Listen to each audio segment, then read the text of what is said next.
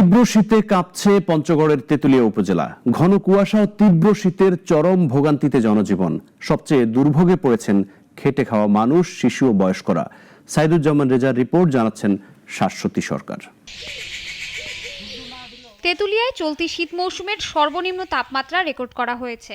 ঘন কুয়াশা ও তীব্র শীতের কারণে জেলার স্বাভাবিক জনজীবনে চরম ভোগান্তি দেখা দিয়েছে। সবচেয়ে বেশি দুর্ভোগে পড়েছেন খেটে খাওয়া মানুষ, পাথর শ্রমিক, যানবাহন চালক, শিশু ও বয়স্করা। তীব্র ঠান্ডায় স্থবির হয়ে পড়েছে জনজীবন। পঞ্চগড়ের তেঁতুলিয়ায় তাপমাত্রার পারদ নেমেছে 6.8 ডিগ্রিতে, যা এই মৌসুমের সর্বনিম্ন। বাতাসের গতিবেগ ঘন্টায় 10 থেকে 12 কিলোমিটার।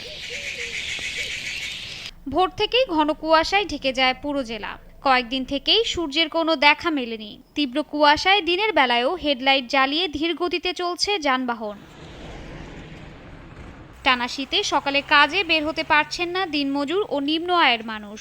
শীত নিবারণে ভোর থেকেই স্থানীয়দের খড়কুটো, শুকনো পাতা ও কাঠ জ্বালিয়ে আগুন পোহাতে দেখা গেছে। সারা রাত বৃষ্টির মতো কুয়াশা পড়তেছে, মোটামুটি বাতাস হচ্ছে, ভালোই ঠান্ডা পড়তেছে, কনকনে ঠান্ডায় মোটামুটিভাবে মানুষের শীত জড়ো হয়ে গেছে।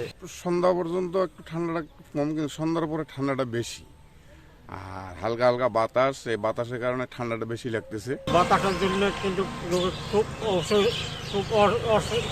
অসুবিধা হতো।